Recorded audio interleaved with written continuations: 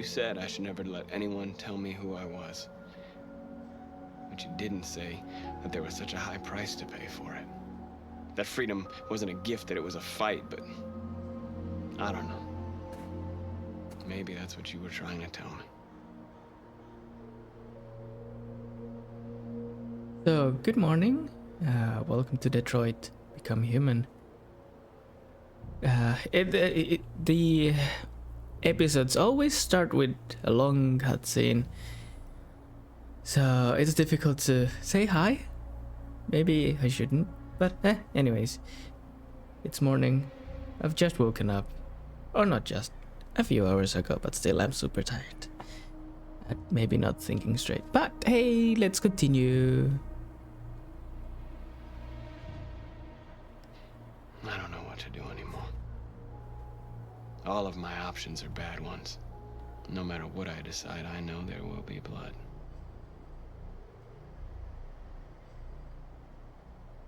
What should I do, Carl? They're killing us. I don't want to answer violence with violence, but what choice do I have?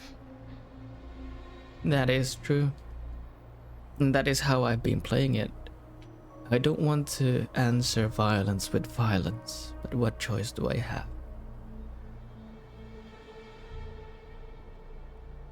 What should I do, Carl? Tell me, what should I do?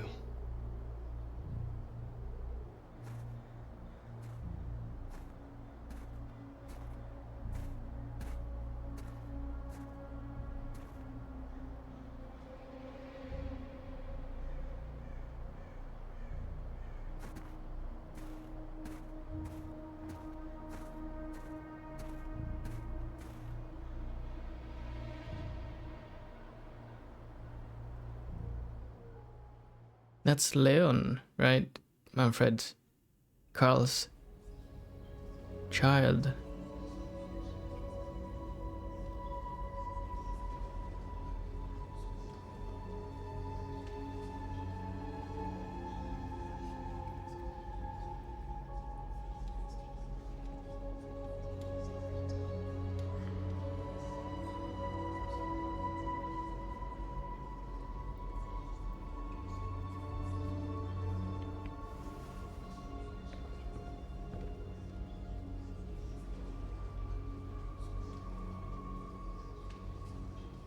This is a difficult game. Not so much in the difficulty of it, but the story told and the decisions, ramifications, and the apologies to God. Decide Connor's fate. What do you mean decide Connor's fate? Where is Connor? Connor is there. First, let's talk with this guy. That's actually Connor. Let's not decide his fate first. Because apparently this triggers like the next scene, so let's first talk to the others.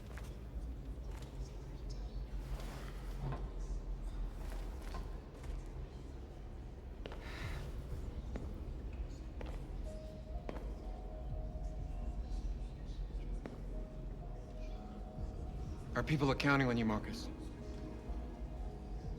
You're the only one who can lead us. Wherever you need to go, we'll follow you.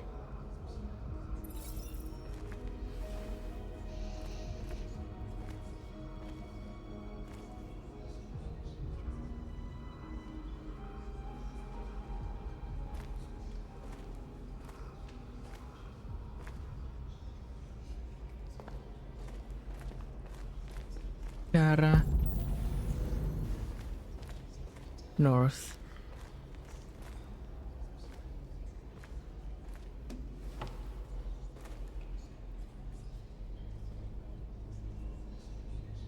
What's your system status? I'm okay. The bullet didn't hit any bike components. You could have been killed trying to save me, Marcus.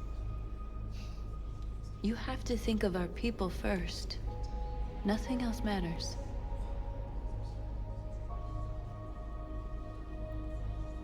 They say they don't want to take any risks with deviants. So they're rounding our people up and taking them to the camps for extermination. In a few hours, we're gonna be the only ones left.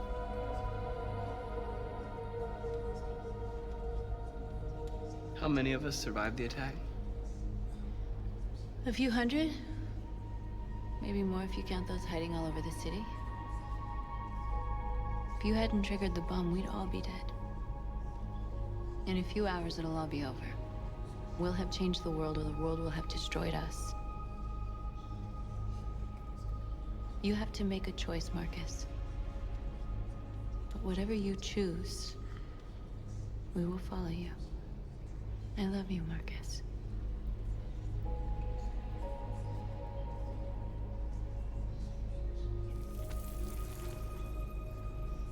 Again, this is so stressful.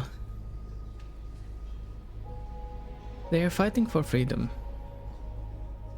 And this is the way I've chosen to go, non-violently. They have chosen to follow this way. And this way we will continue.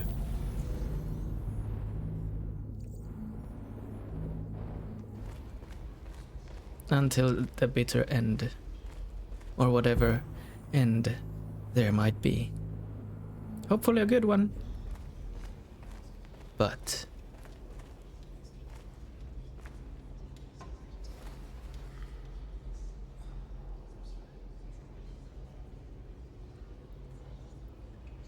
if it weren't for you, I'd be dead. Thanks to you, I might see our people free one day. You and I haven't always agreed, but I know we're fighting for the same thing. we've always agreed. Whatever you decide, I'm with you, Marcus.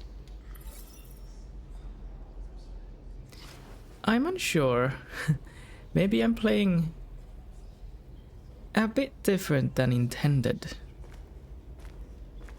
Maybe I'm being too pacifist. Aha, that was a hidden checkpoint. So before meeting Connor, let's go to Kara first. Yeah, nothing else. I thought you'd be safe staying with us. I was wrong. You need to leave the city while you still can. Getting Alice away from here is all that matters now. We have to catch the last bus. We might still have a chance to cross the border.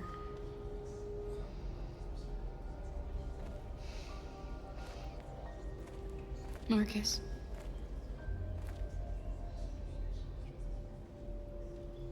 Save our people.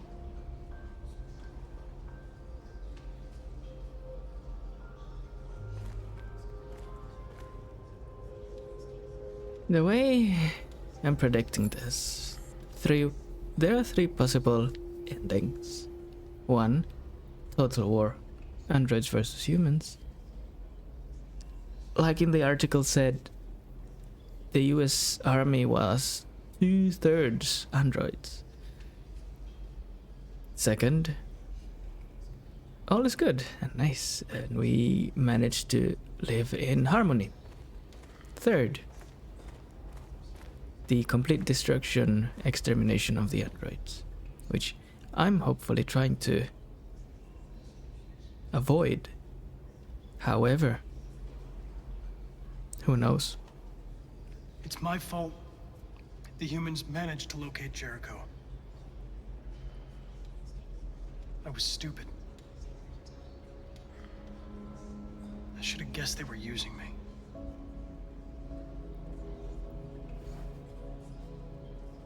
I'm sorry, Marcus. I can understand if you decide not to trust me. You're one of us now.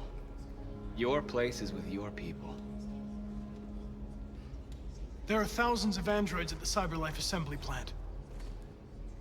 If we could wake them up, they might join us and shift the balance of power. You want to infiltrate the Cyberlife Tower? Connor, that's suicide. They trust me.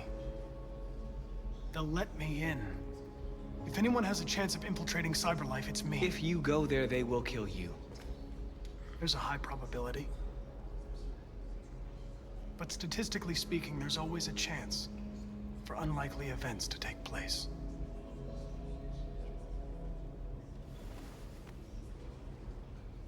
Be careful.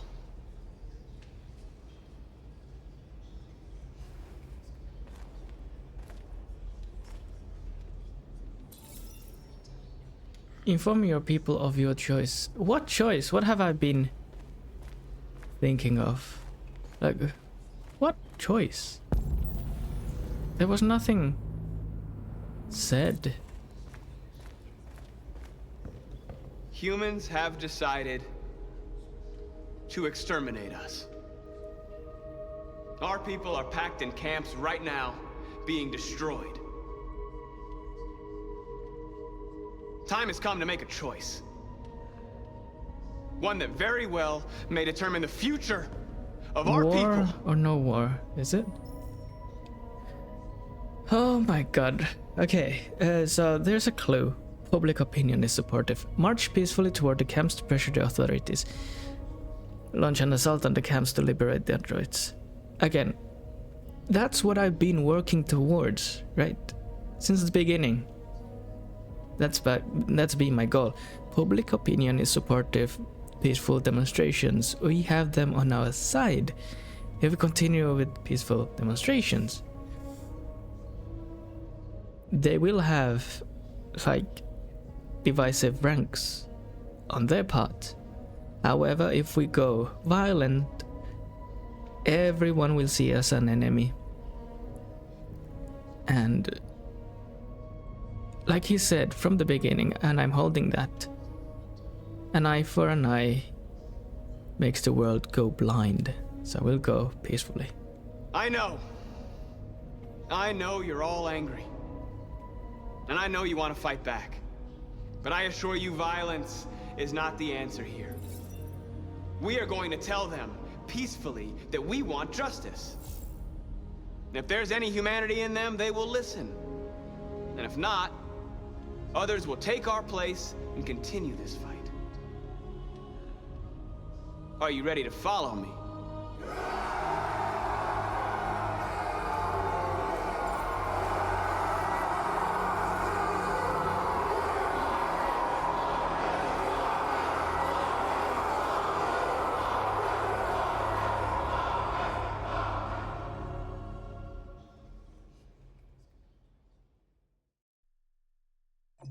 And in any society, there will always be those who will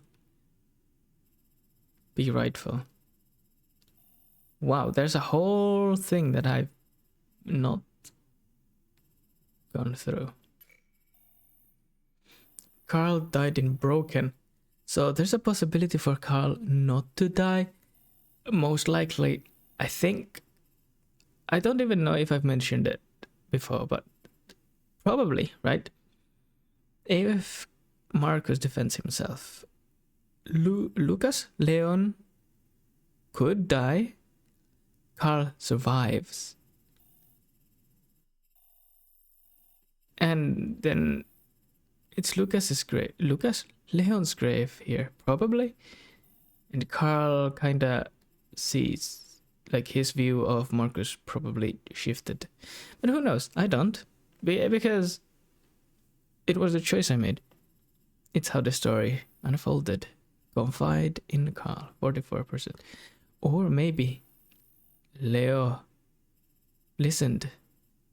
was listening. He confide in Carl. And Leo was there. Maybe he was listening and he's like, oh shit. He looked better. Like, I'm not sure if when we first met him, if he looked more, how would I say it, thick? Jericho was attacked in Crossroads. Oh, there's a possibility for it not to be attacked. Of course. If Connor did not find Jericho, then it would not be attacked, probably. Marcus on sacred ground. Deviants regroup. Yes. Ooh, there is one. Talk to Connor. Spare Connor, of course. Don't spare Connor. Connor is killed, probably. Or he self-destructs or something. I mean, like the choice here. Peaceful protest, 40%. I'm amazed. 40% out of what, 100%? That's 60 going to war. I mean, I know it hurts. Like all of that. You know what has happened to them? They've only been attacked. They have only been attacked and they want to be peaceful. Like, gain freedom peacefully, but they've only been attacked. Understandably, people are angry, but that is not the way. You must continue the way. That is the way. Marcus chose to protest for his people, 42%. Connor, flowchart. Knight of the Soul, Connor. I did not get to play Connor. Probably, if he managed to infiltrate and not deal with Marcus, probably infiltrate. Let's see. Public opinion supportive, software instability, deviant, Hank is a friend, Amanda betrayed. So I think when Connor goes to Cyberlife and when he meets Amanda, she will kill Connor, most likely. At 6 a.m. this morning, a national curfew was declared. Civilian movement will be strictly controlled. The right to assembly is suspended. All electronic communications are restricted, and I have granted enhanced powers to our security agencies. In addition to these measures, all androids must be handed over to the authorities immediately. Temporary camps are being set up in all our major cities to contain and destroy them. I am now asking all civilians to cooperate with the authorities and rest assured that everything in our power is being done to guarantee the security of our nation. Madam President! Madam President! Many believe that androids are a new form of intelligent life. Do you have any comment? That's ridiculous. Next question, please. Madam President! Madam President!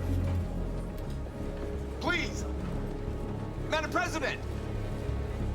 Madam President, public opinion seems to have become increasingly favorable to the deviants, particularly since they've adopted a peaceful approach. How do you feel about this? Public opinion is one thing, the security of the state is another. These deviants are dangerous, and my highest priority is to protect the American people. Please! That is wrong. Madam President! Madam President, Madam President! please. What can you tell us about the assault that happened last night? The FBI raided an abandoned freighter in Detroit at 10:45 p.m. yesterday. Several thousand androids were destroyed or captured. Our forces are now combing the streets to ensure that none got through the net. We are going to find them one by one and destroy them. Madam President! We just need to topple the Madam President! government. Please! Some say these camps awaken painful memories from human history. How do you respond to that? That's absurd. There's absolutely no connection. Androids are not living beings. All we are doing is destroying defective machines. Please? Please? Madam President! Please? Over here, please? Is it true that a large number of deviants are still on the loose? We don't have the full reports at this time, but if so, I can assure you they will soon be apprehended and destroyed. Thank you. That will be all.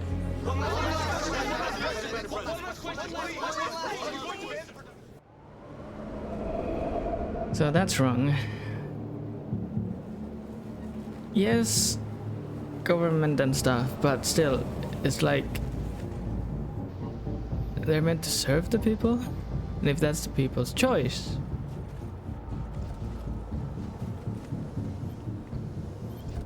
Connor model 313-248-317. I'm expected. Identification successful. Okay. Go ahead. Or I did not phrase that well, but still. That's the way I see it.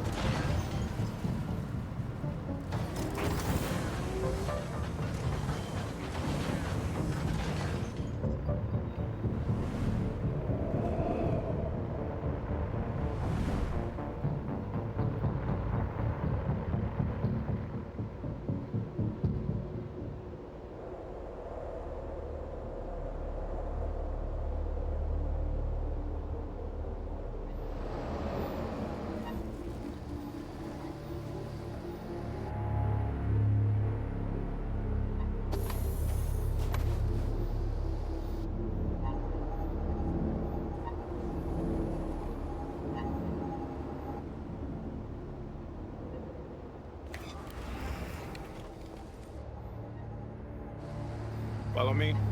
We'll escort you. Thanks, but I know where to go. Maybe. But I have my orders.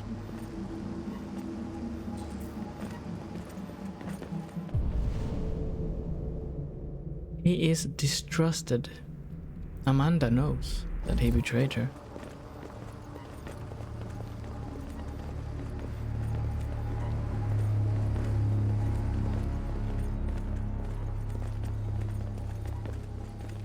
Agent 23 identified. Connor, android identified. Oh, red stuff. Okay, so there's a scanner here. Agent 47 identified. Scan complete. Access authorized.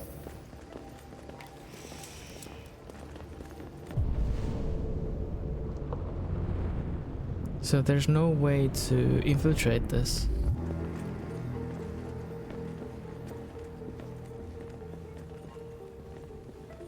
I see a lot of droids, androids.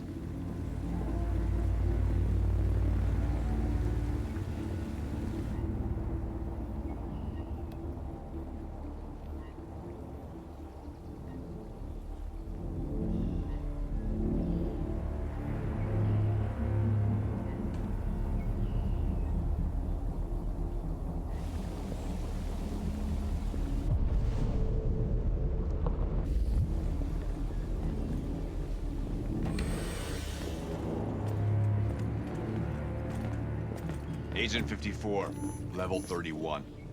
Voice recognition validated. Access authorized.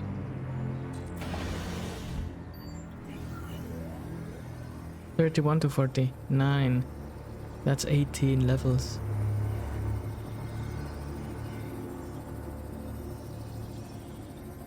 Neutralize the cards.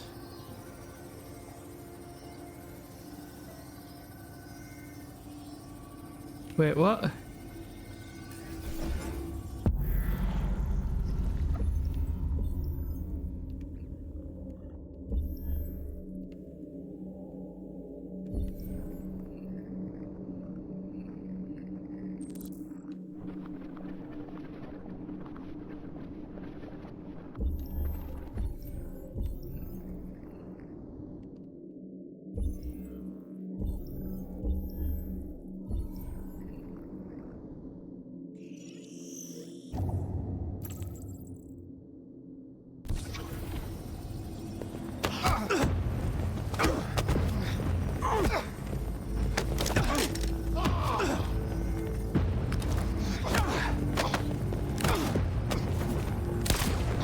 Oof.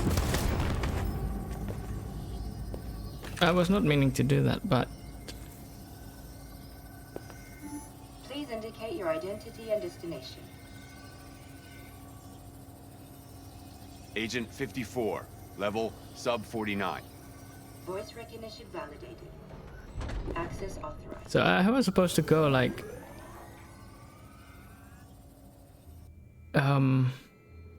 peacefully? That was a choice, probably. But I know... The last bus leaves in 20 minutes. That doesn't give us much time. We've got to move fast. Bus departs. Are you alright? I'm really cold. Oh, she's shutting down.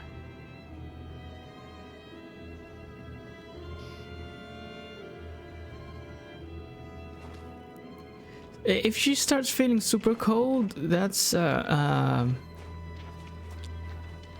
alarm. Something to, you know, keep in mind, I think. Oh, that's a gun. Blue blood. Androids.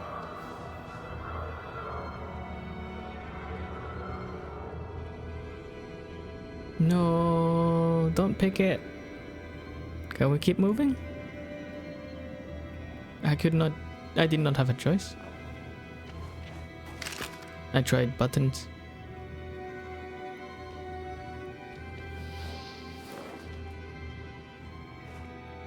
Come on. Oh Let's no. not stay here.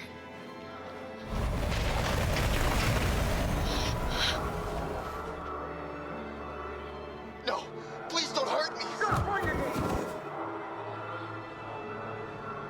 Again, I can't do. What are we gonna do? We can't do. We have to keep going if we want to catch that bus. Yes. Stay close to me. We're going to sneak past them without being noticed. I'm going to make it, Alice, I promise you.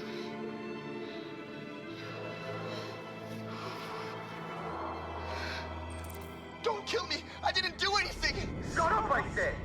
Are there many more? Look at them, they're like rats. The more you look, the more you find. Oh, we don't have to spend the night here. I'm freezing my nuts off. It's gonna take weeks for me to make There are soldiers everywhere. We need to be careful.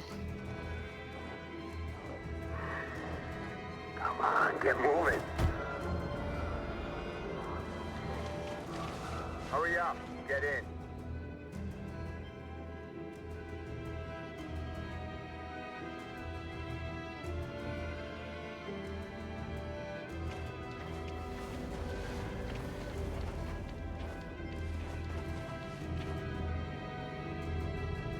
Look over there.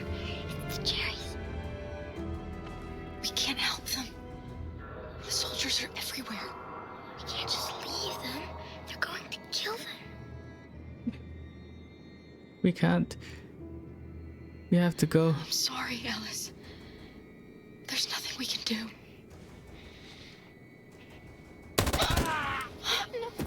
We are no superheroes. Hey, buddy. We have to keep moving. This is a mistake. I'm human. I just want to go home. My wife is expecting me, and we're going to... Got orders to check all civilians.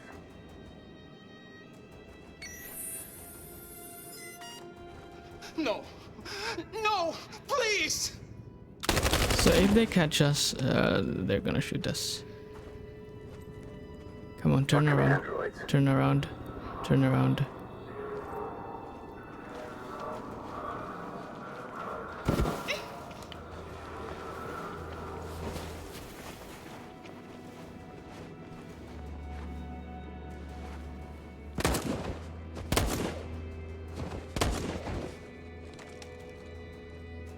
Turn around. Go, go, go, go, go.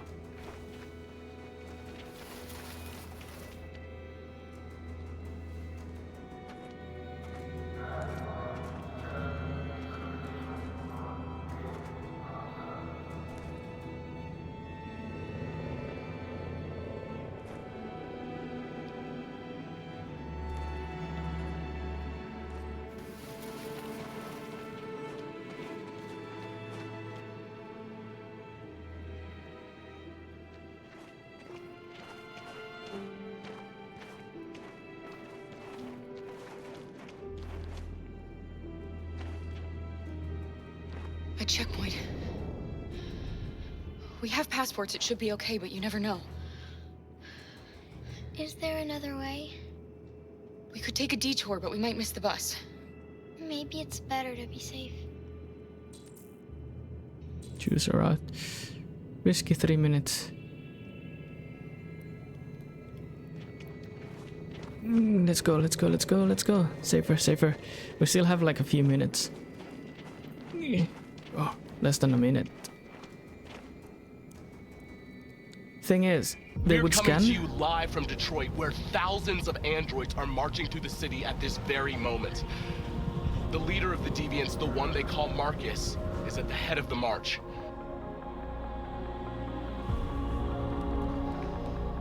Something's happening in Detroit, Madam President.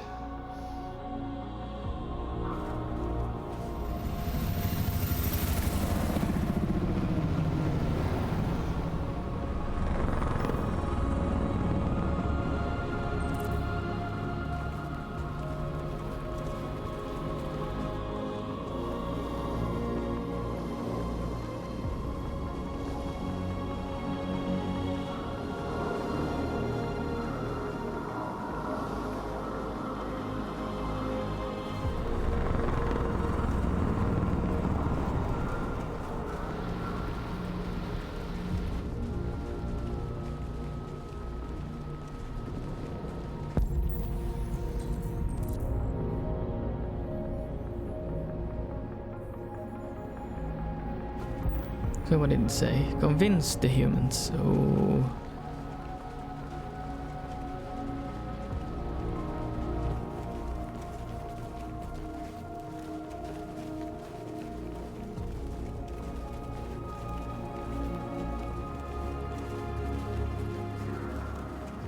Here we are, the Mullen of Truth.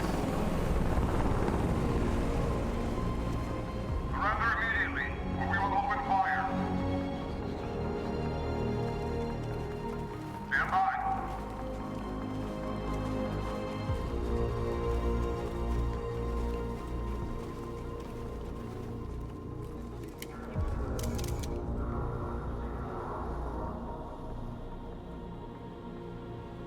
We don't want confrontation. We are protesting peacefully. I repeat, surrender now, or we will open fire.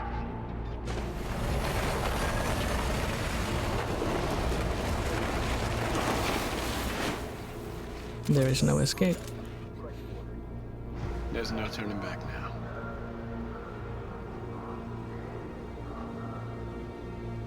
We ask that you release all androids detained in camps and cease all aggression against us. We are peaceful. We will not resort to violence. But we are not leaving until our people are free.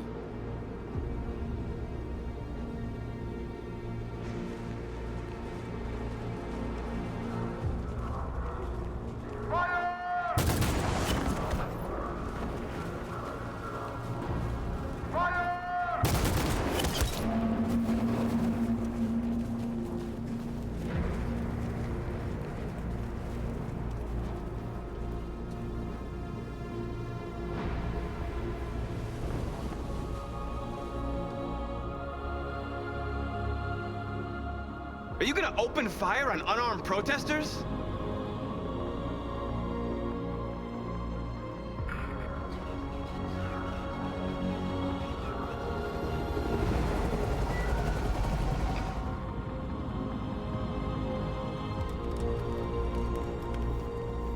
All teams, hold your fire. Yes, Michael, we are less than 100 meters away and events are unfolding as we speak. We will continue to bring you live updates. Josh Douglas, Channel 16. Michael, back to you. Marcus, what do we do now? We hold out. As long as we can. So yeah, this part is a problem now. Stay sharp. Connor, well, that was a choice. Shit.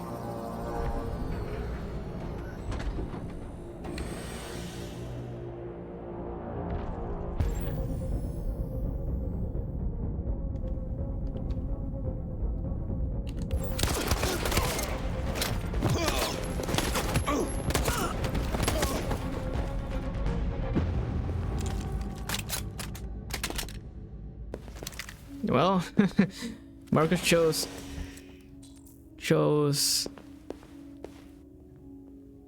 peace, and Connor goes with violence. Not what I really wanted, but still.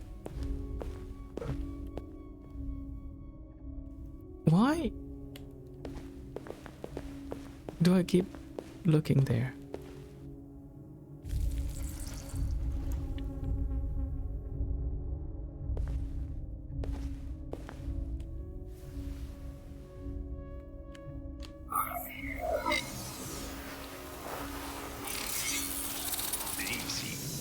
Piece of shit. Oh. Step back, Connor, and I'll spare him. Sorry, Connor. This bastard's your spitting image.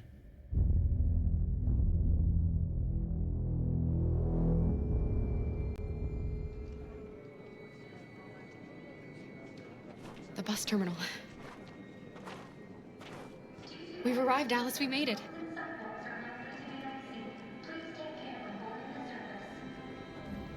The last bus for the border is full. Ticket holding passengers only. All the Find a way to leave. Oh. departures are suspended until further notice. We don't have tickets. They won't let us on. We're stuck here now. What are we going to do? Well, you stole my little girl! Todd. Security! Over here!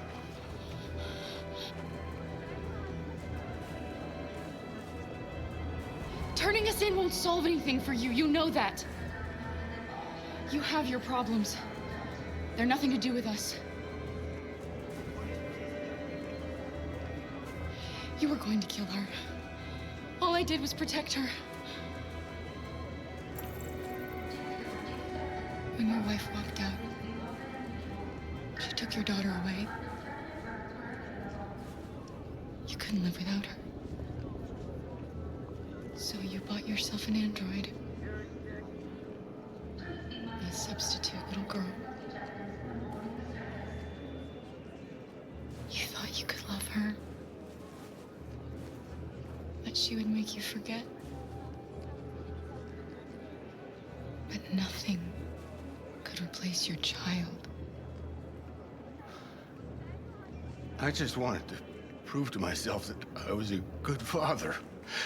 She was wrong. But I fucked it all up all over again. She was right in the end. I didn't deserve them. But I missed my little girl. You don't know how much I miss my little girl. Is there a problem, sir? No. I made a mistake. Sorry.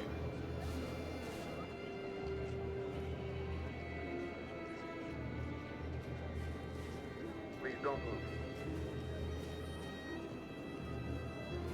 Good luck. Thank you.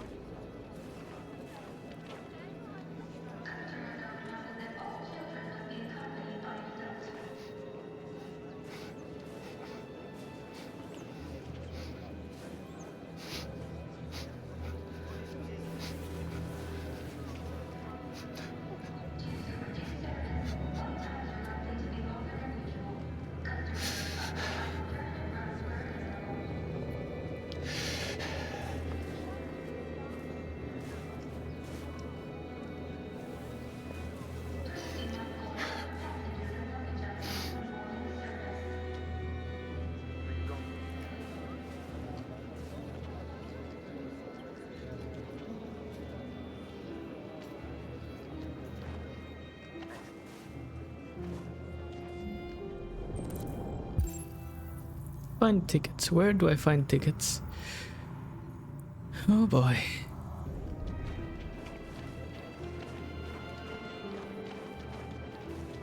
I am death gripping the controller at the moment. Where are you going?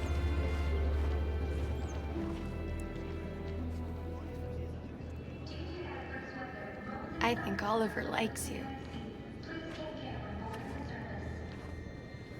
Is she yours? Yes. She's adorable. That's it. Got the sandwiches. I called your mom. Let's get going before we miss our bus. You got the tickets, right? Yes, honey, in my bag. Great. Let's go then.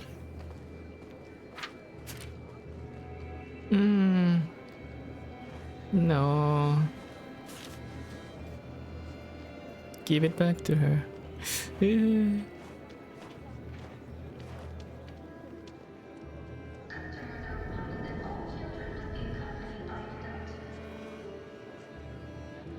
I'm sorry. Oh my god, I'm so sorry. I was sure. Shit, I don't believe it. I don't know what happened. You can't have lost them. Did you have a good look in your bag? They were in my backpack. The envelope must have fallen. Fuck. Excuse me, you didn't happen to see a blue envelope somewhere, did you? It has our bus tickets in it and... Oh no! I thought... Richard, yeah, that's the way. I found this on the floor. Thank you. Thank you. You saved our lives. I'm sorry, Alice. It's okay.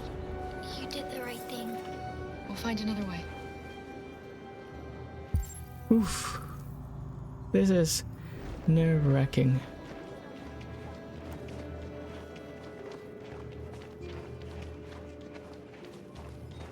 They're scanning. Alright, what do I do? Find another way to live. What is this? I think it was red before. Adam! Kara, quick! Follow me!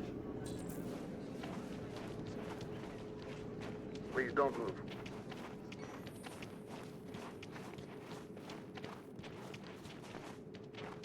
Oh, thank God you're alive. Oh my God. We saw the Jericho raid on TV. I was terrified you might have been killed because of me. How did you find us? Oh, I knew if you made it, I'd find you here. They're searching for androids door to door. We had to leave before someone turned us in. What about the others?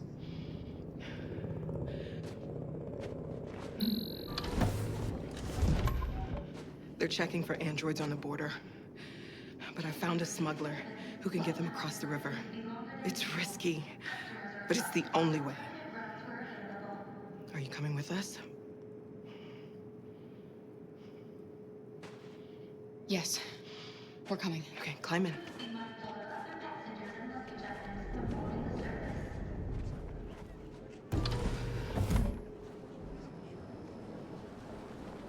Jerry, check. Please don't move.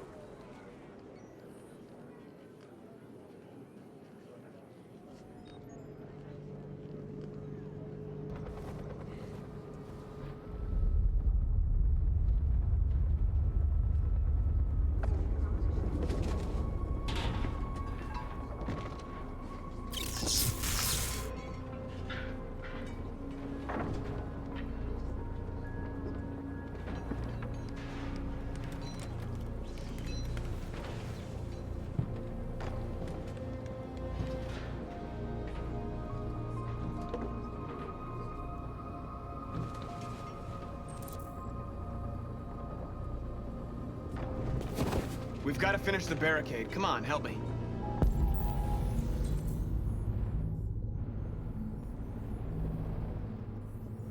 So what do I have to do? Reinforce the barricade?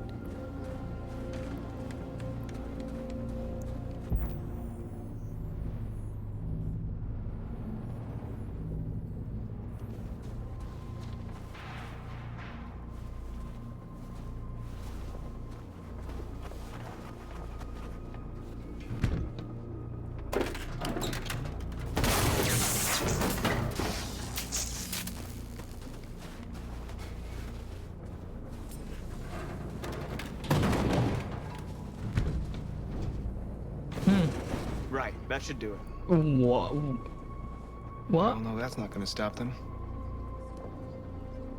Just hope it buys us some time. I know it was not an easy decision to make, but I'm sure we're doing the right thing. I thought there were like different stuff that I could do. Oh no, I think that might have been the wrong choice. The car would have held. Support your people, send message to journalists, check shelters, possessions. The car would have helped. Definitely.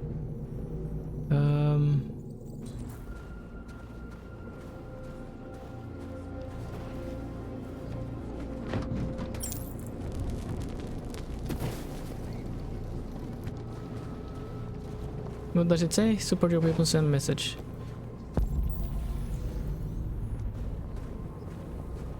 Are you alright? They shot into the crowd. Many of us were killed. It could have been me. I'm scared. I don't want to shut down.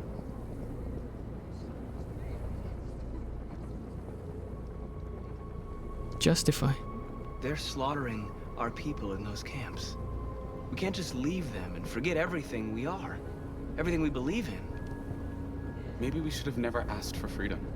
None of this would have happened if we'd stayed silent.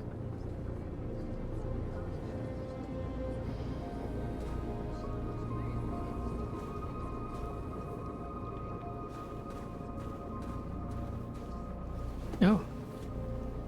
They defy as androids rise up in Detroit. President Warren to make state visit to United Kingdom. NATO.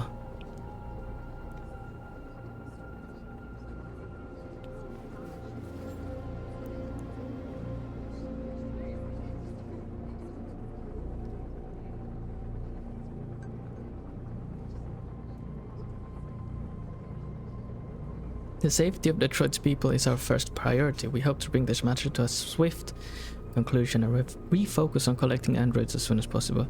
We are not at danger. Feed lost.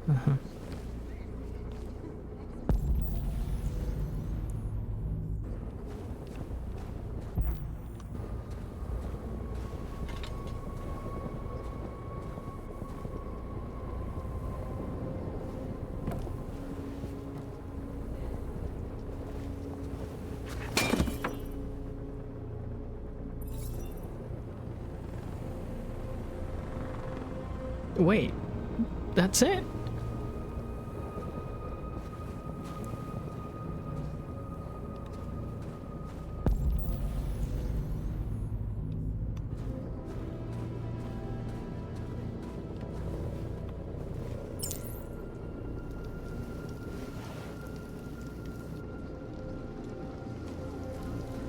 I think there's a deeper meaning on lighting those things.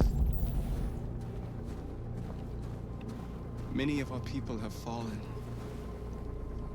The humans have no pity for those who are different.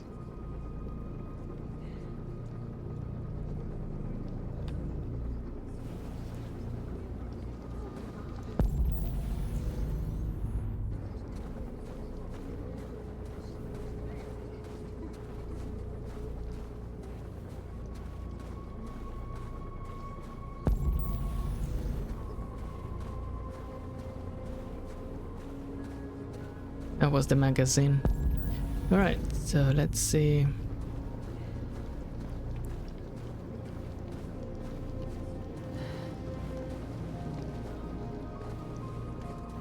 This won't hold him for long, but I guess it's better than nothing.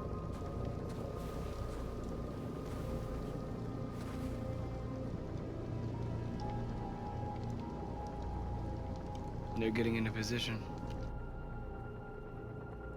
If they attack, no one will survive.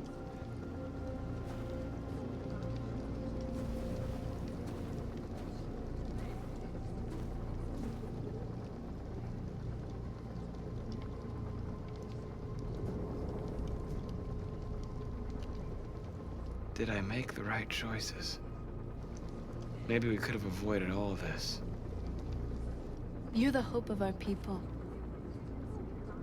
I trust you. We all trust you. No matter what happens now, we're making history.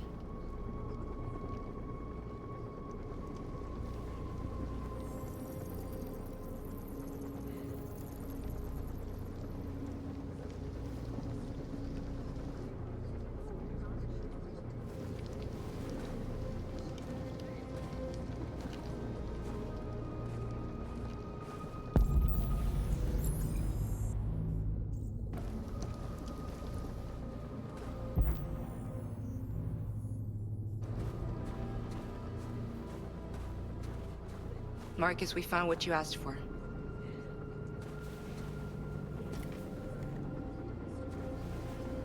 There's some journalists over there.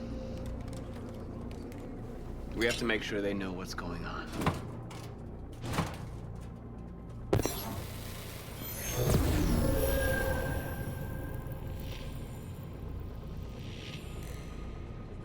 And what is this? Prisoners alive.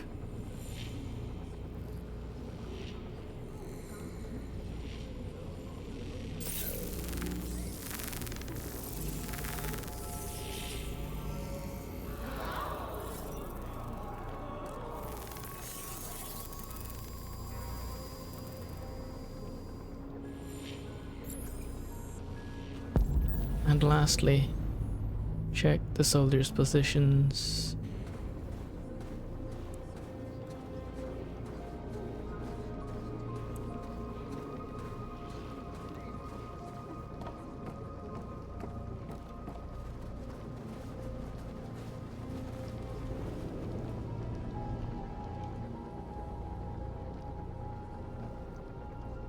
They won't stop there.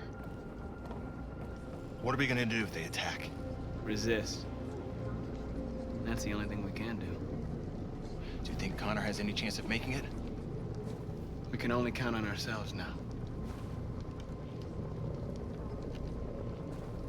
Marcus! Marcus, come look!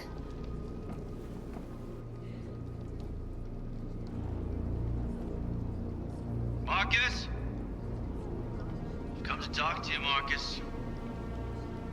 Come on. You have my word. We won't try anything. Don't go. It's a trap. They want to get you out in the open. Don't go, Marcus.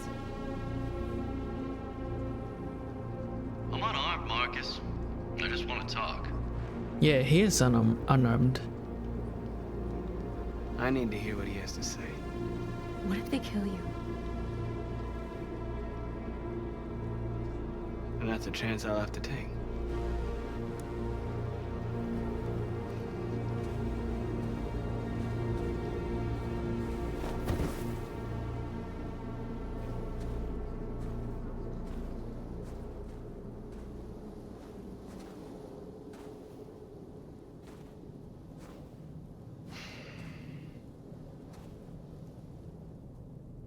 In a few minutes, the troops will be ordered to charge. None of you will survive. It'll all be over. You can avoid that, Marcus. What do you mean? Surrender. Surrender, and I give you my word, your life will be spared. You'll be detained, but none of you will be destroyed.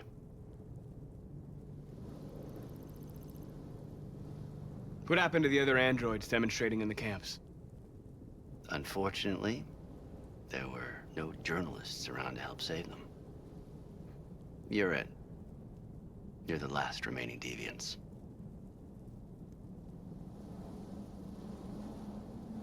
I'm not afraid to die. If I have to give my life for what I believe in, then I won't have lived in vain. That android. You seem to really care about her. You don't want her to die, do you? You know, you could both be free. You could forget about all this. You could start a new life someplace else, just the two of you. Her life's in your hands, Marcus. Just say the word and she'll be spared.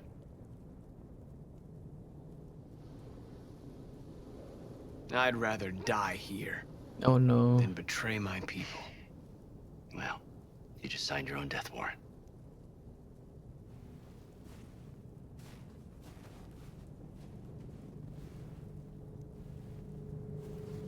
We live and die by the choices we make.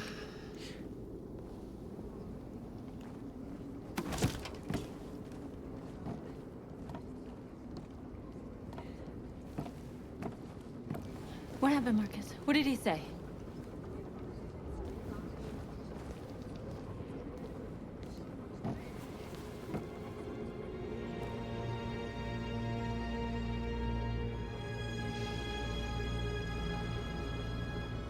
The humans are about to launch an attack. And we will show them that we are not afraid.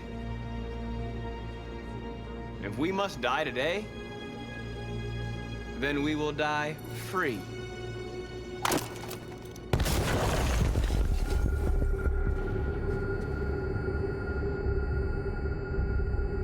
Your friend's life is in your hands. Now it's time to decide what matters most. Him or the revolution? Don't listen to him. Everything this fucker says is a lie. I'm sorry, Hank. You shouldn't have got mixed up in all this. Forget about me. Do what you have to do. I used to be just like you. I thought nothing mattered except the mission. But then one day I understood. Very moving, Connor. But I'm not a deviant. I'm a machine designed to accomplish a task, and that's exactly what I am going to do.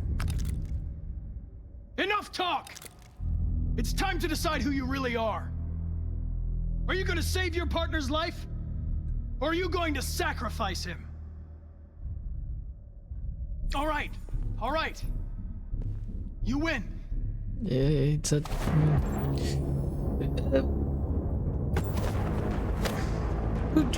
Oh shit.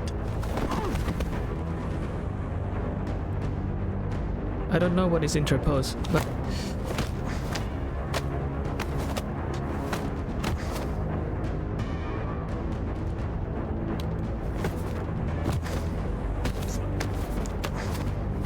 Fudge.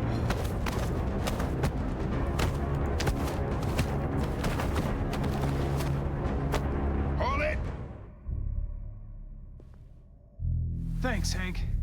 I don't know how I would have managed without you. Get rid of him. We have no time to lose. It's me, Hank.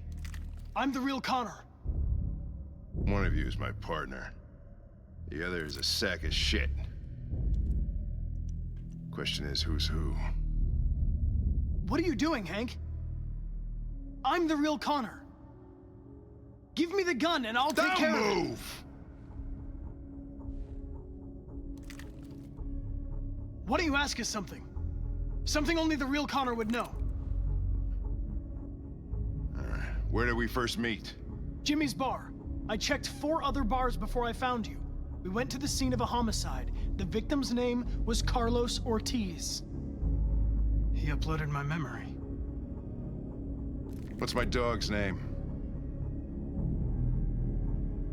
Sumo. His name is Sumo. I knew that too.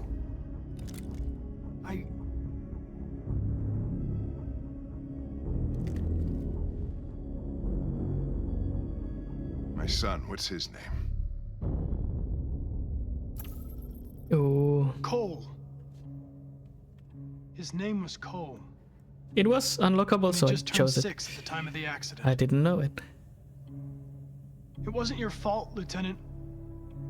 A truck skidded on a sheet of ice and your car rolled over.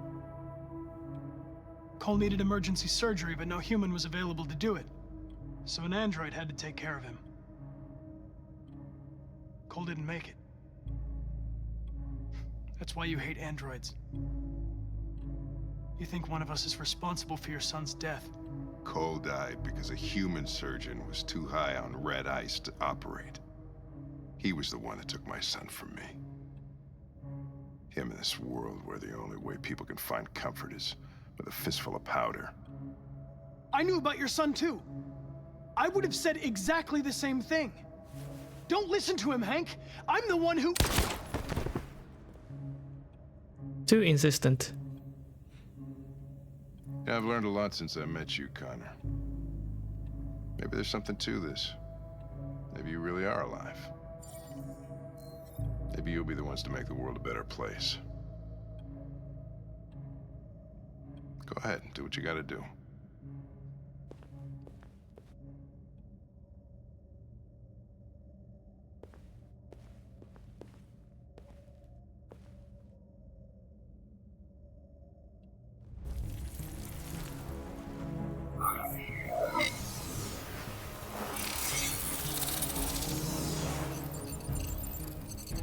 Wake up!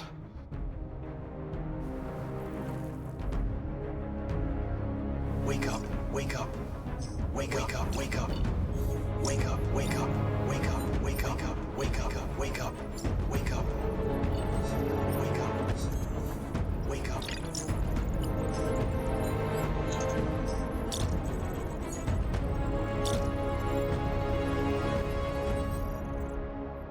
That's a lot. Wow, this episode is very long.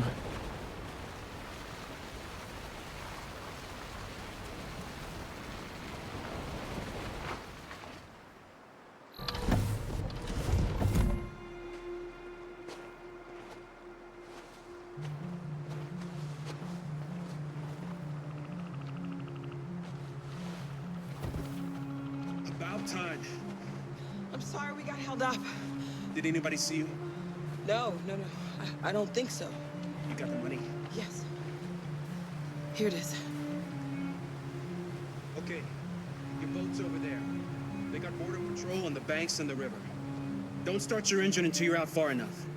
Okay? And watch the current. Good luck.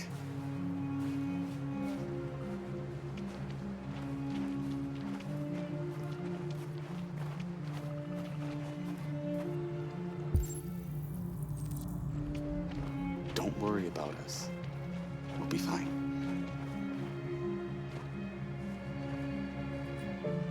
I couldn't understand why my mother wanted to help you guys.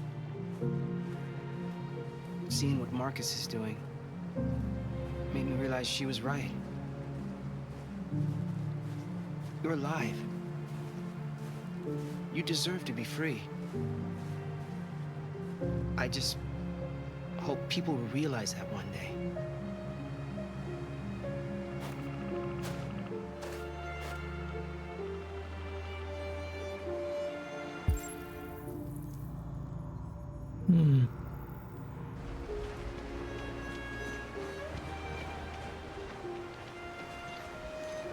It's not even a half a mile to the other side.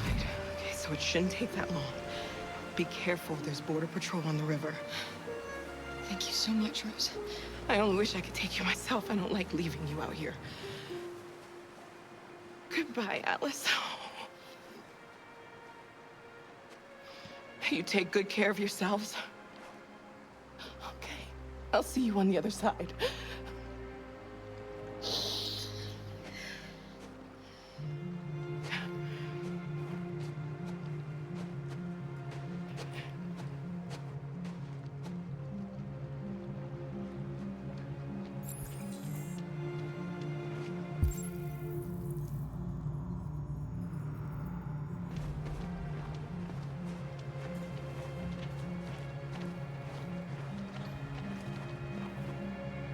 Let me help you.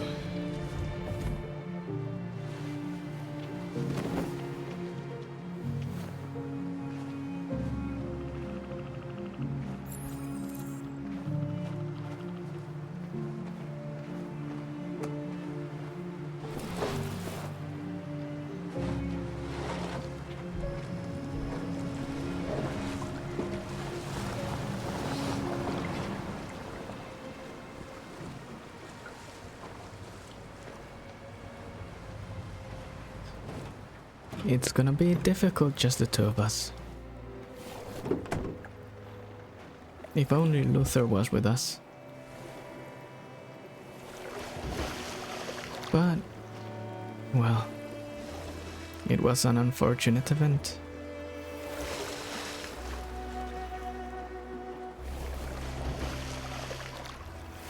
far enough out.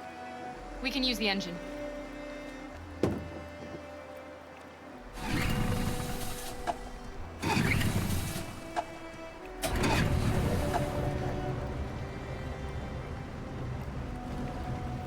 You okay, Alice?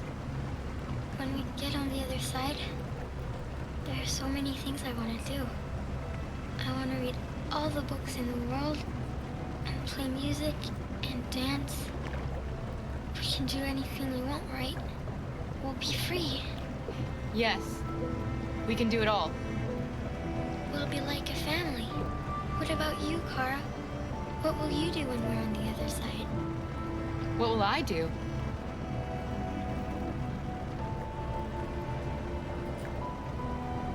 I want to discover the world. To see the mountains and the oceans. I want to learn, explore, become a better person.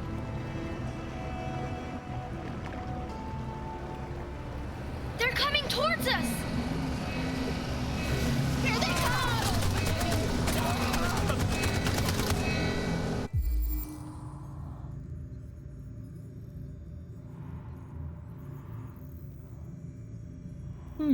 What? Oh shit. Protect Alice. Alice! She's gonna get shot.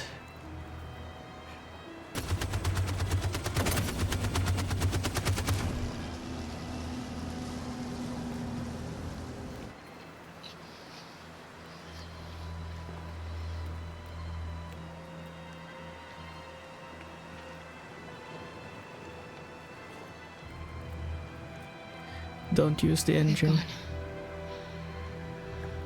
Bro. Alice, you okay? Kara! Oh.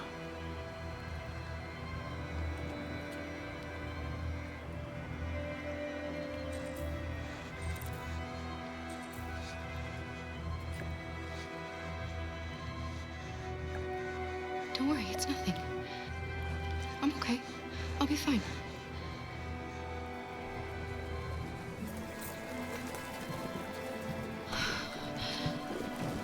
The boat is leaking.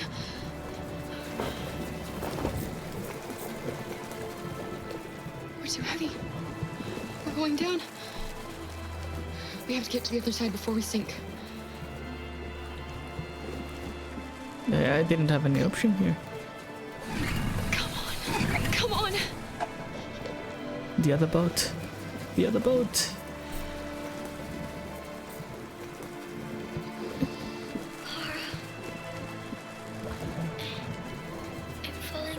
No, Alice, don't! It's the cold! It's making you sleepy! Stay with me, Alice! You've got to stay awake, you hear me?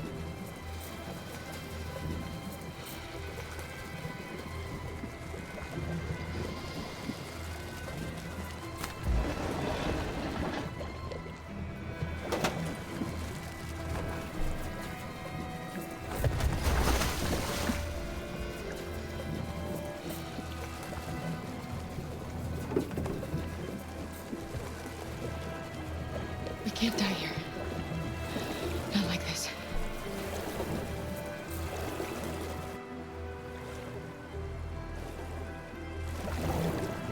Not when we're so close.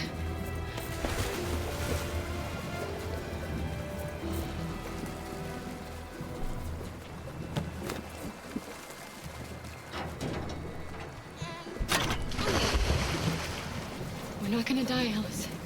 We're gonna make it. We're gonna be free.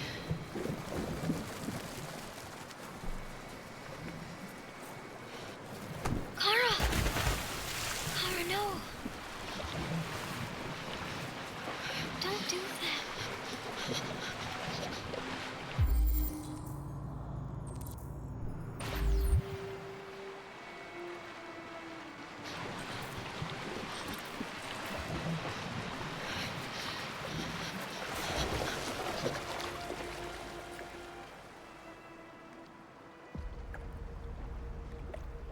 We're interrupting this news bulletin to bring you the latest news live from Detroit. Joss? Yes, Michael. The army has just launched an attack on the barricade, despite the fact that the deviants were protesting peacefully. have apparently decided to put an end to the Deviants demonstration by force this time.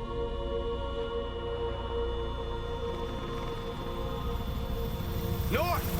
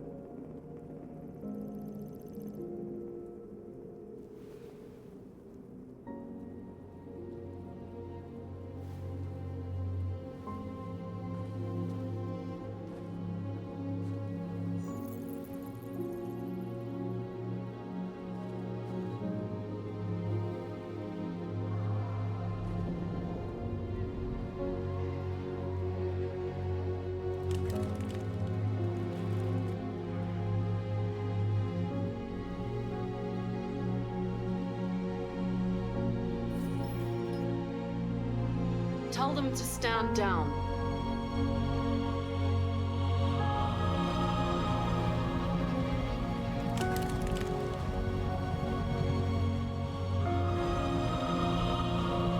At dawn today, November 11th, 2038, thousands of androids invaded the city of Detroit.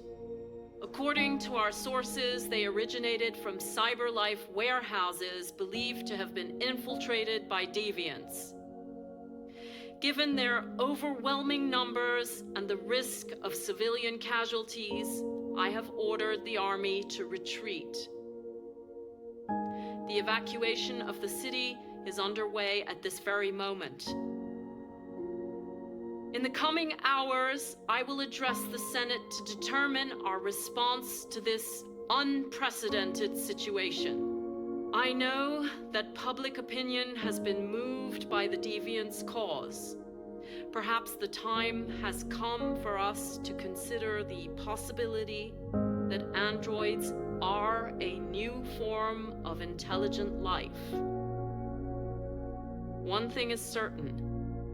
The events in Detroit have changed the world forever. May God bless you, and may God bless the United States of America.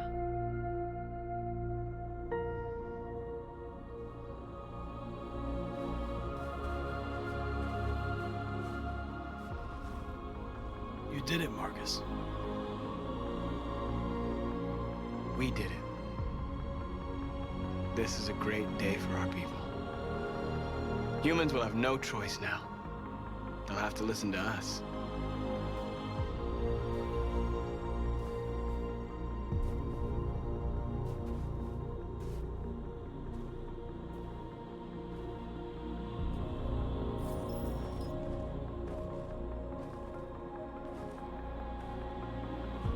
We're free.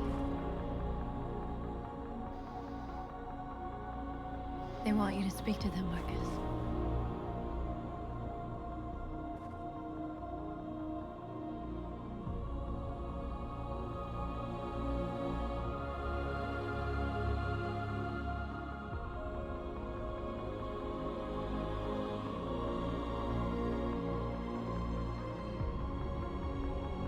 Today, our people finally emerged from a long night.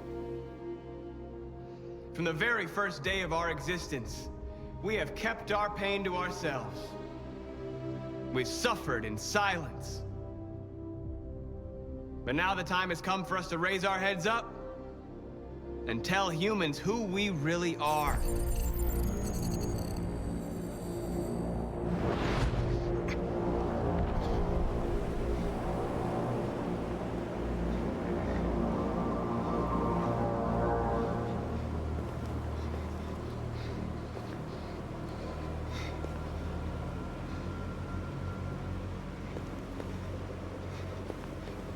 Amanda? Amanda!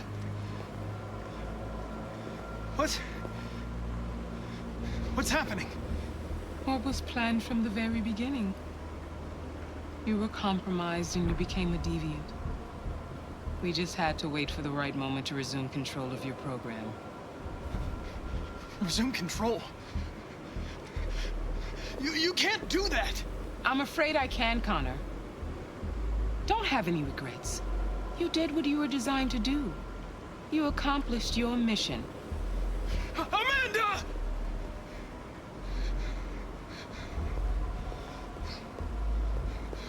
There's got to be a way.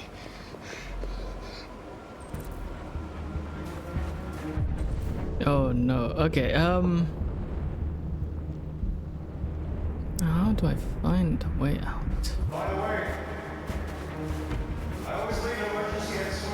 I need to find the monument, I'm sure. The monument. No, no. Probably going the wrong way. I can't go that way. Great. Because it stops. Hey, Connor, don't stop. And now the time has come for us to raise our heads up and tell humans who we really are. To tell them that we are people too. In fact, we're a nation.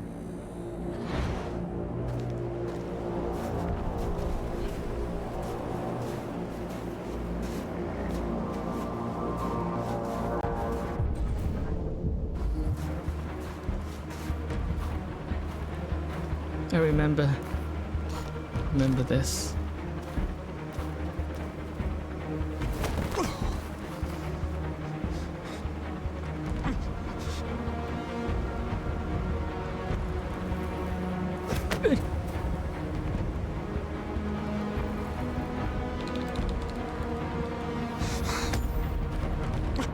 The moment where we forget our bitterness and bandage our wounds. Where we forgive our enemies. Humans were both our creators and our oppressors, and tomorrow, we must make them our partners. Maybe even one day our friends. But the time for anger is over. Now we must build a common future based on tolerance and respect. We are alive! And now, we are free!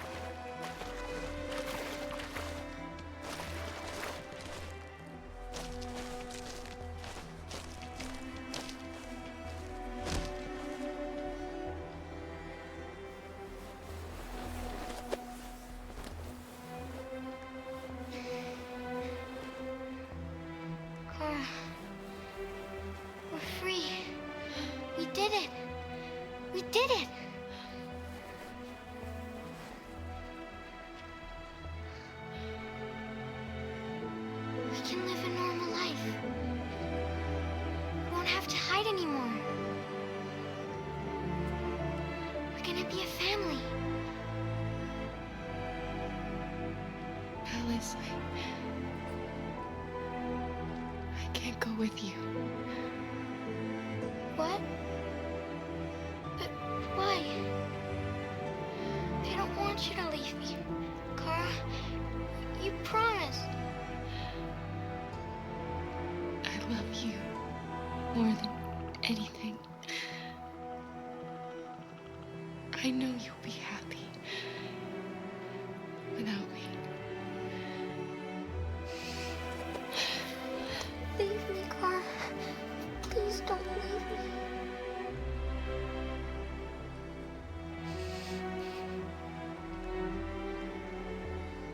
I love you.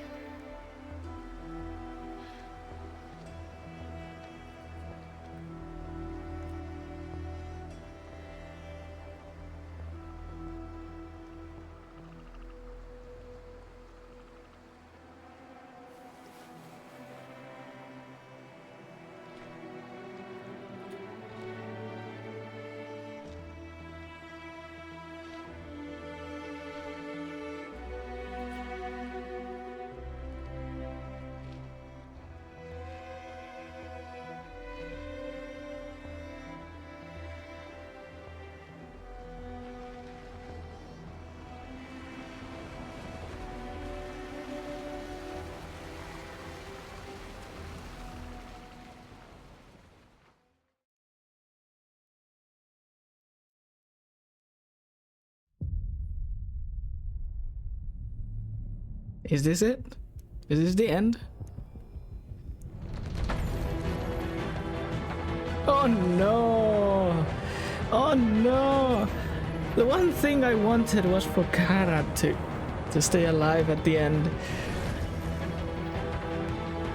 Oh, I was looking in the boat. I was looking around to see if there were any patrols. I didn't see it coming. Oh no. I'm so sad. I hope there is like a continuation at the end, because there was a car. I hope that Kara was saved.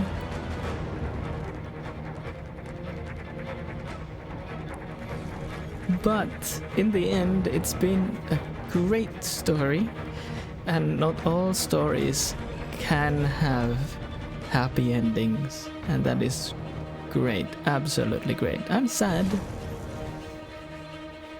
but it's absolutely fantastic. One thing I don't understand from the ending though, why was it important to find the monument? Why did Connor have to touch it to regain control? I have no idea. But what a journey has it been. Incredible. I am so like stressed out at the moment. Oh boy. But this is like amazing.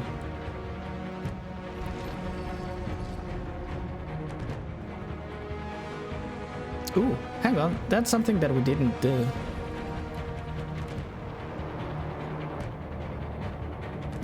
I did not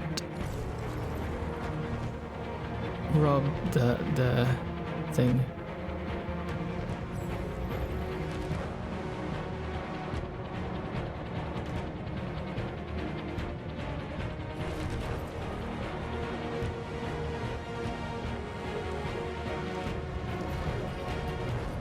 And Todd, that's the guy's name, right? He was sort of redeemed at the end.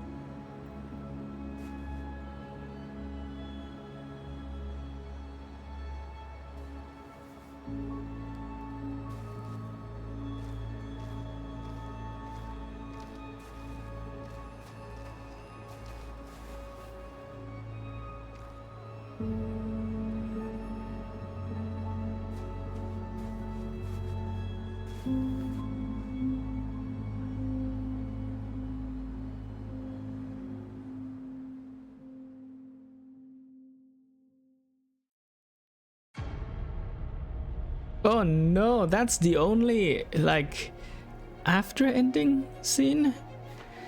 No, Gara!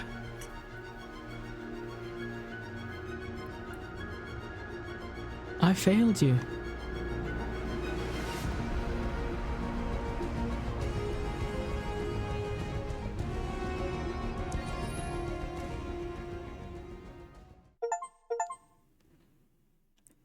Connor converted the androids. Marcus succeeded in making Connor resist attacking. Don't lose any fight before reaching the end. Finish the game once. Hank and Connor were friends until the end. But Kara died. Kara and Alice survived. Wait, what?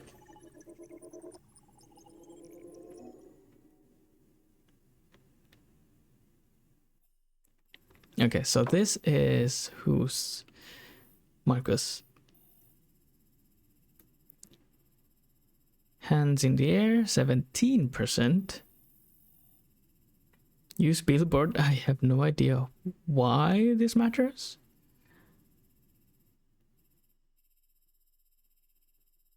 There is one that I missed for some reason. Perkins arrives, negotiate with Perkins, refuse deal. So it's probably take the deal and they will still attack. Save fleeing androids. Marcus is cornered. Kiss North, 23%. 35. Androids won freedom for the movement. Probably lose and then get killed. Battle for Detroit. Connor's last mission. What is this? This is completely locked. Locked out. Kara. Oh, Kara. Oh, this was not... Hang on, wait, what? Ah, Marcus Revolution... Wait, what? This is completely locked out. Demonstration. This is Marcus. Connor last mission, locked. Connor at the Cyberlife Tower. So there are different versions of this. Attack guards. Camera functional. Guards await Connor. Eliminate guards. New Connor has Hank hostage. Stop conversation to save Hank. Attack new Connor.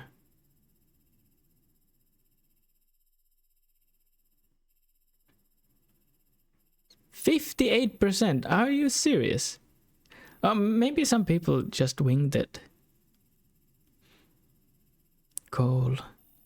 Hank kills new Connor. Hank kills real Connor. Okay, well, yeah. Probably if I made the wrong choice. I mean, I didn't choose Cole. It was 1 out of 4. So that's like 75% chance to fail that. The androids woke up. Gara leaving Detroit. Find gun. Find Jerry's. Find Jerry's. Hurry. 18%. Wow.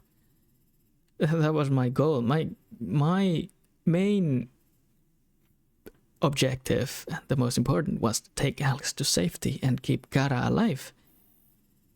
Which I managed to do until the very bitter end. Take detour, delayed, and the bus terminal. Because I thought they were scanning. The bus terminal. Alice meets mother. Parents drop bus tickets, return tickets, 21%. I mean, that's a whole new tree. Find a way to the border. Yeah, if probably if I just kept the tickets, they would have both survived. Or not. Meet Todd, persuade Todd, 18%. Todd sends soldiers away. Alice says goodbye to Todd. Yeah. Find Adam. 26%. Talk to Adam. 12%. What are the other things locked? Talk to Rose. Push the boat. Talk to Alice. Coast Guards. Coast Guards appear. So here, I was looking around. I knew. She said, look for guards and Coast Guards. I was looking. That's why I was panning the camera around to look for signs. But they just came and shot everyone. Protect Alice 2%. Coast Guard opens fire. Maybe I should have surrendered or not. No, if I had surrendered, most likely they would have been killed instantly. Kara is injured. 2%. Dispose of supplies. I don't know what the last one is. I was looking around. Row, reassure Alice. Boat light and dispose of engine. Dive. Reach Canada on boat. We did it though. Kara is damaged and shuts down. Kara died and Alice survived. Oh, God. The one character that I truly wanted to live in the end was the only one to die. Oh, I'm so sad. Kara captured.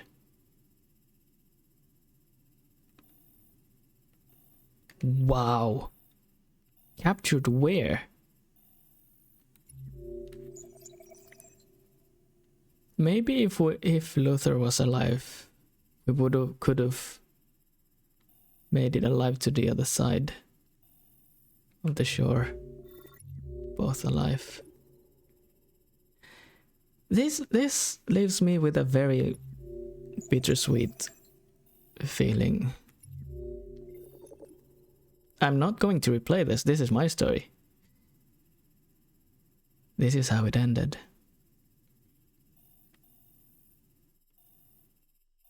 My goodness, my goodness.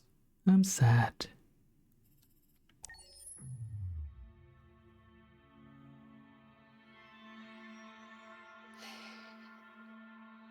There's something I need to tell you.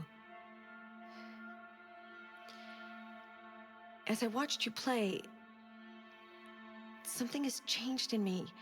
I feel different. I feel I am someone. I need to leave this place and discover who I am. It means we won't see each other anymore. I won't be there to watch you play. But I'll be free. Do you agree to let me go? That's the whole point of the game, isn't it? Yes. I'll never forget what you've done for me. Thank you.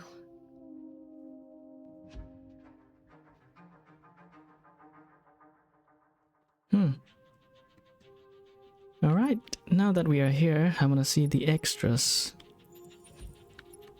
Artwork. Oh. Okay, so these cost points. Videos. Short movie cut at 2013.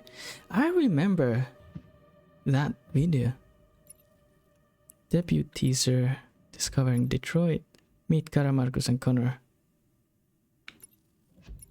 I want to see behind the scenes stuff. Detroit, an interactive story. Making of Detroit. Oh, this would be cool. Detroit short. Chloe. I mean, Chloe even if she was the main menu girl, I didn't have any sort of connection to her, so I'm not emotionally attached to her. Zlatko Kamsky. Okay. Soundtrack gallery.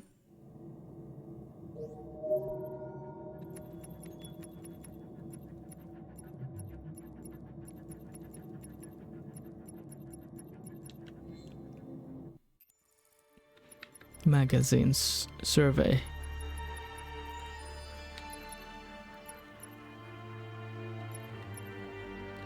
Let's see. Meet Kara, Marcus, and Connor. What is this?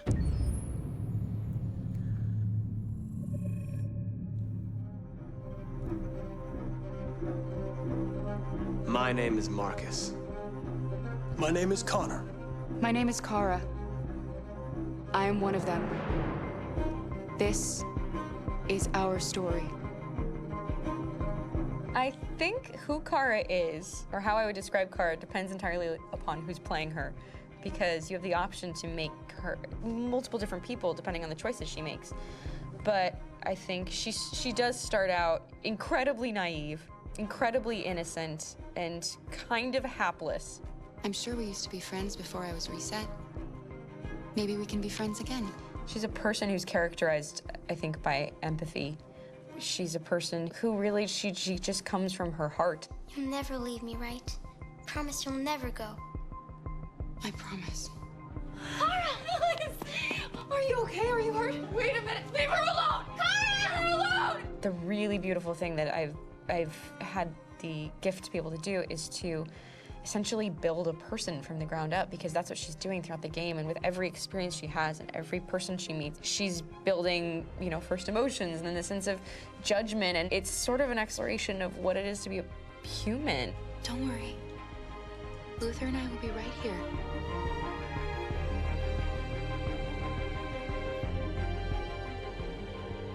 David and the creators have painted a really intriguing and engaging picture of a near future where we rely upon androids for a lot of our service class business, the class that serves us, that helps us, that handles that is our baristas and our drivers and our housemaids. And what is humanity, where we tap into it, how and why we treat each other the way that we do.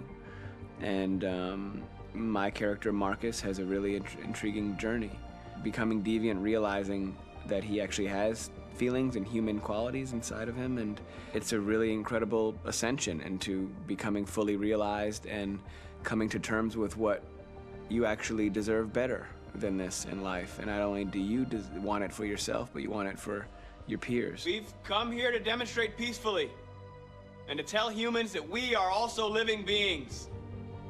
All we want is to live free. You know what? This thing, Dad, is not your son. It's a fucking machine! I think that a group that feels marginalized, feels disenfranchised, feels like they deserve and have earned access to themselves and the environment around them, and are trying to figure out a way to articulate how to get freedom. Connor is analytical. Connor takes things literally. He starts in the beginning place where he's very mechanical. He feels nothing inside, of course, and it's all just a system, a protocol that he is executing to get whatever he wants to happen, which is help humans stop deviants and to find the link between deviant androids. You were designed to serve humans, not kill them. What was I designed to be? Their slave? Their toy? Just say, I killed him.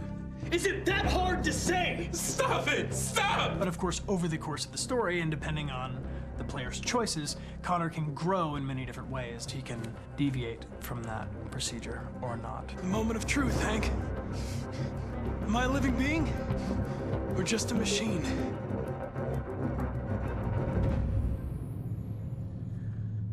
It's cool seeing the actors behind their characters. It's so, I would say, uncanny watching first the digital character compared to their, like, seeing later on the physical real actor. That's the world we live nowadays. Like, it's fairly common to see real people's faces in games, like real actors. Sure, there still is going to be like old fantasy characters like that you've come up, but it's like, excuse me, guesses. But yeah, so let's watch one more. The Making of Detroit. I think this is gonna be a long one, so maybe I'm gonna see that alone. The Making of Detroit. But let's see Detroit, an interactive story.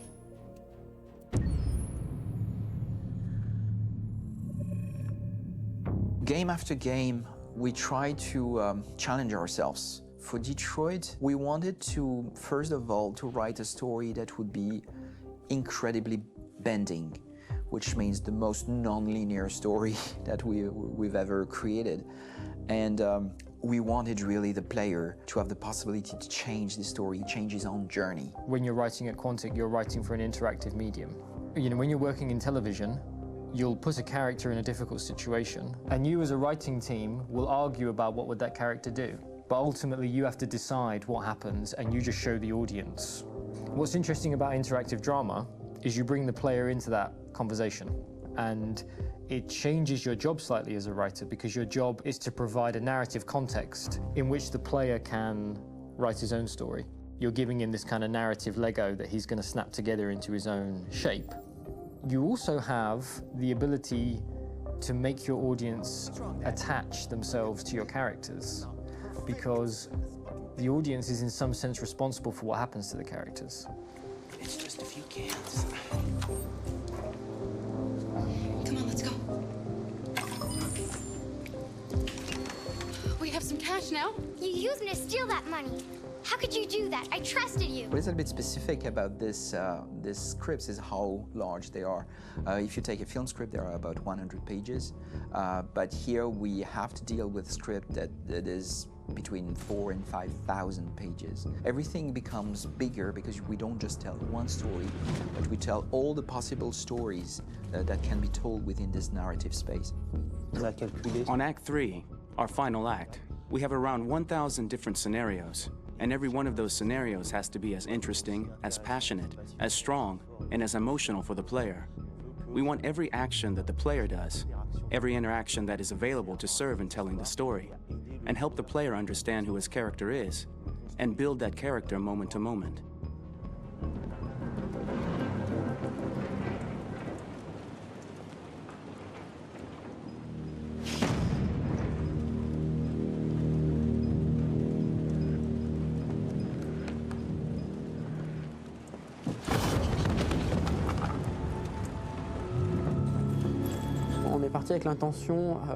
We started with the intention pretty early on that we would never lie to the player.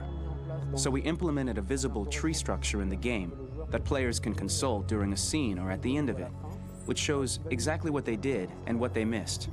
There are games out there offering world exploration. We offer narrative exploration. You know, keeping control of such a wide and large story is a huge challenge. So same thing when you shoot with actors, because you will need to shoot many different versions of each dialogue, of each scene. For actors, it's a huge, huge challenge. Because of the style of the game, you have so many different ways that the character can go. Every decision, it's what I call kind of choose your own adventure. Like every decision that the player makes, it's going to open up 40 more pages of material and experience that ties in, which means as a performer, you have to try to continue to make things feel real that the player might not ever see, but also that in performance, it's not always connected to a previous act. It's grueling, it's hard work, but it's a great team, and I enjoy doing it. I was really frustrated, until I got to this point where I kind of was able to step outside of my own experience and even in a lot of ways my own process, and be able to step outside of that and okay, this is something new, what do you need? How do I meet you there? How do I give you what you need and still feel like I'm doing what's right? And once I did that, then all of a sudden it got really fun. It was much freer, and having to approach it in a new way and think about the player and think about how it serves them and what I'm doing for them or what I'm letting them into. It's really, I think, helped me grow in general. Remember, there's nothing on the left. That's all. So it's probably all there. And then make her come first, close. But I think you would go first to check that it's safe. Okay, sure.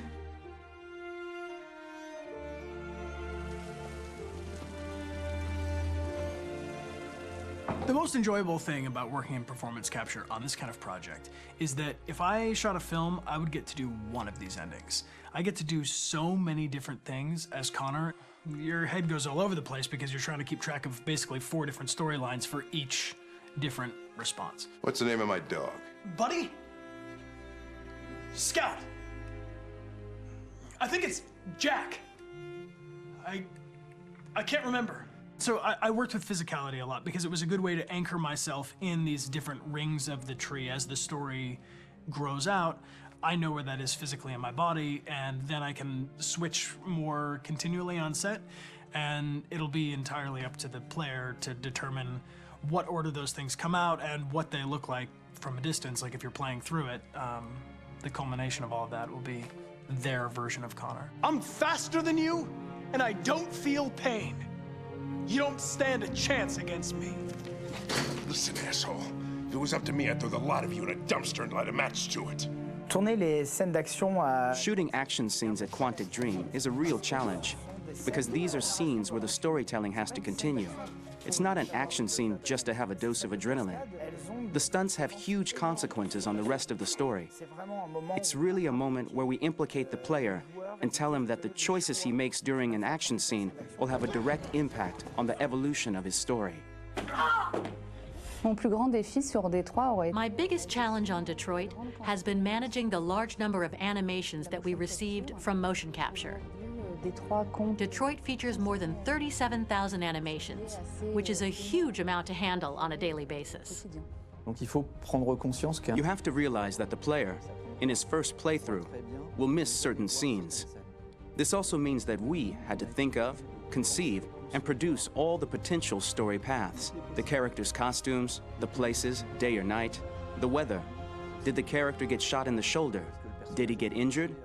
All this consistency forced us to produce a lot of graphic assets in order to, quite simply, allow the player to have true continuity throughout the story.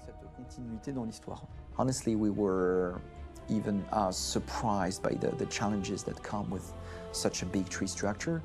And we did our best to guarantee quality across all the game and make sure that whatever path you choose within this narrative space, you will have an equally good experience.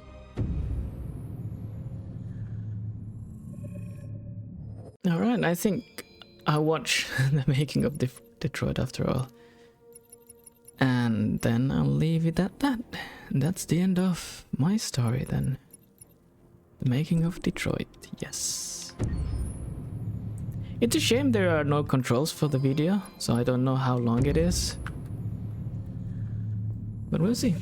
Detroit Become Human was produced over a period of 4 years. Here in Paris, we have a team of about 180 people. And to that, we need to add also all the outsourcing with our partners in the Philippines, in China, Vietnam, and in India. So when we started working on this story, I had to imagine where Kara was built. And for whatever reason, the city of Detroit came very quickly to my mind because it had already an incredible story by itself full of history and themes. So we traveled there with the team and we were really moved by what we saw, and we could really feel the desire to fight and really be born again. And we just continued this curve, this growth, and just imagine what Detroit would be like if the android industry was, using these huge factories to build androids there.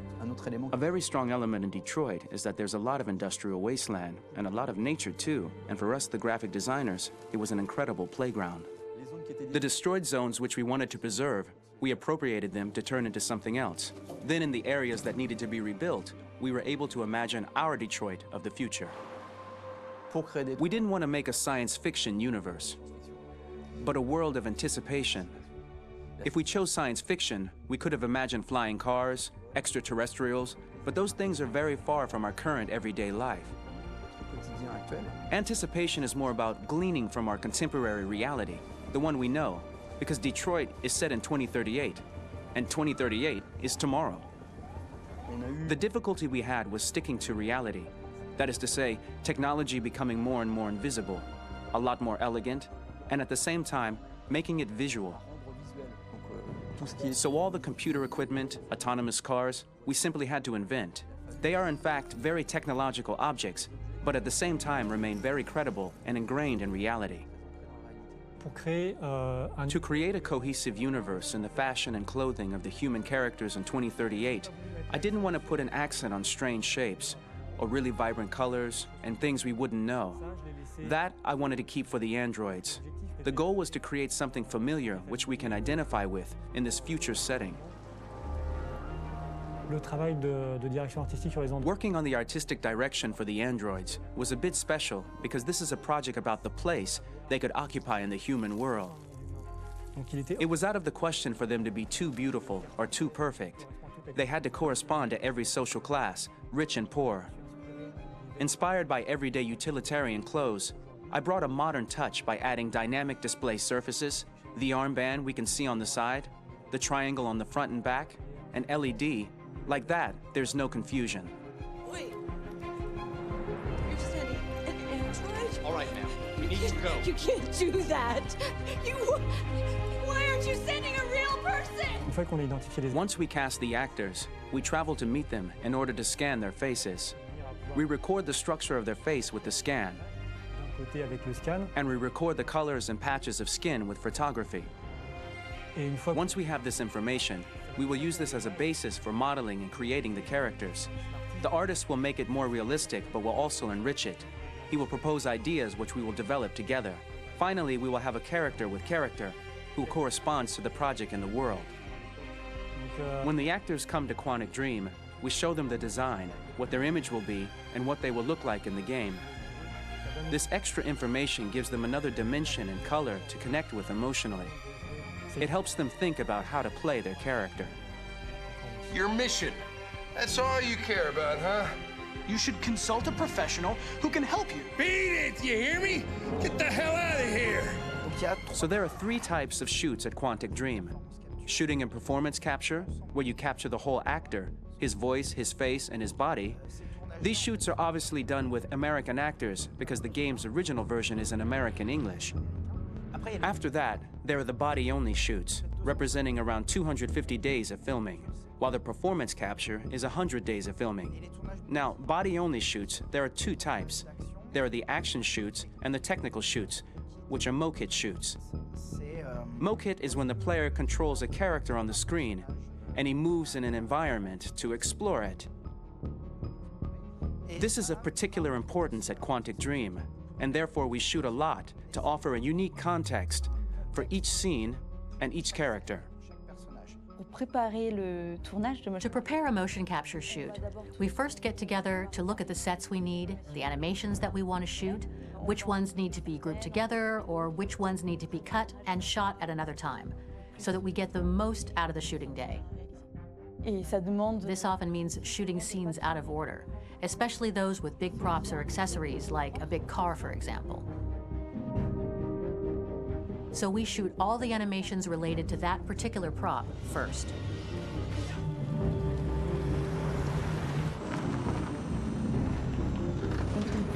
The biggest challenge for the mocap team was shooting a Spider-Man mo-kit.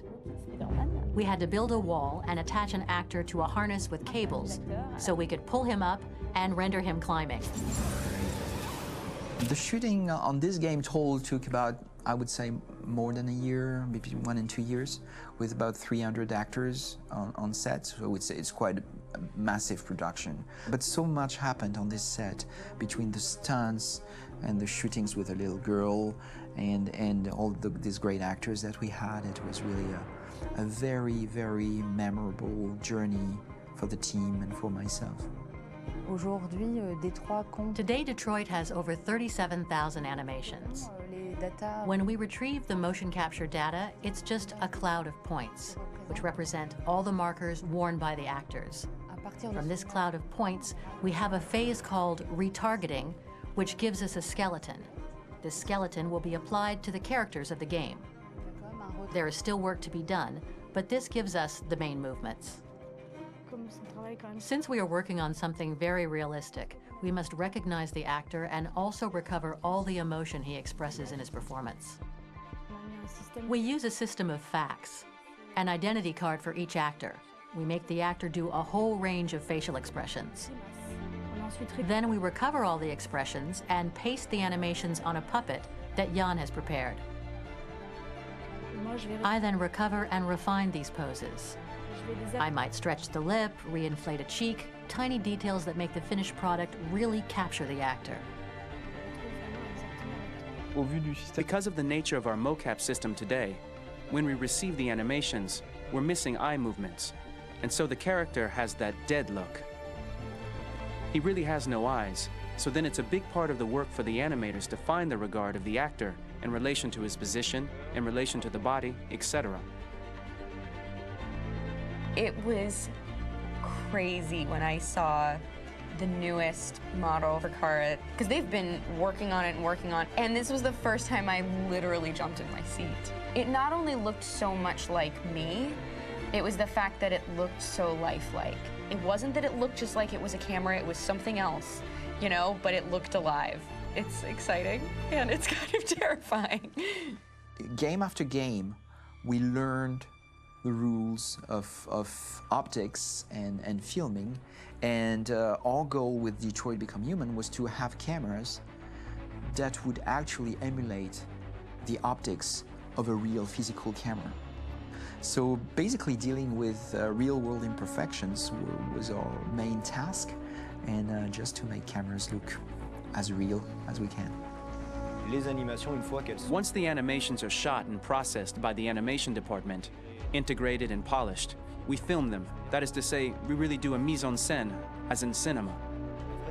The real difficulty of our job is to know if these cameras are telling us something. Are they in the emotion of the scene? Do they describe exactly what the action must convey, what must be felt? The most important challenge for me was one of the final scenes where Marcus decides to start the revolution and go to the battlefield. Very quickly, we imagined this to be a huge sequence shot.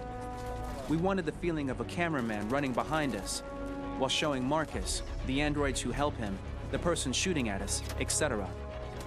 Above all, it was necessary to say to oneself, this scene is very violent but does not glorify war. On the contrary, that war is something improbable and absurd. It was really a fun challenge. The idea was to say we have 3 characters. We would like each of them to have a specific cinematography. We wanted Kara to be much more filmed with some kind of handheld camera, to have something very living, very breathing. For Connor, we wanted something very cold and very perfect. And for Marcus, we wanted something epic and spectacular. So it was about the filming, but it was also about the photography. So we worked with a director of photography to give each character a different lighting, different key colors. Each of them would have their own worlds. And finally, we worked with the composers, so they would create a specific sound for each character, so each would have his own world and his own style.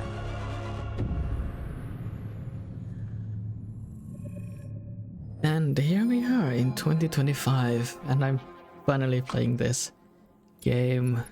When did this come? Like 2019? 20 something? Again, love this game. I fell in love with this game. This is the game that I've had the hardest time ever. Like, I fought Bowser, Sephiroth, all these bad guys, you know, it's fine. Action and stuff. But this is like, I've been clenching. I've been stressed. My god, this is the most stressful game that I've ever played.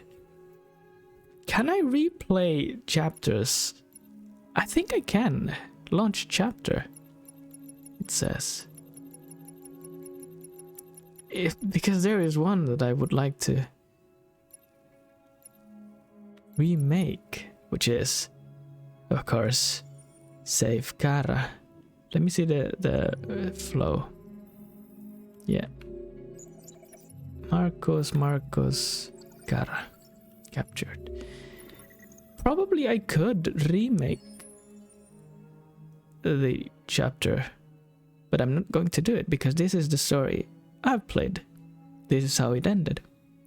Very sad. And I'm very sad. I'll be probably sad for a few days, like feeling down. But I am not a completionist. At least not yet. Maybe I'll replay this some other day in the years to come. And thanks to the devs, I can do it without playing the whole game again or launch a specific chapter. But anyways,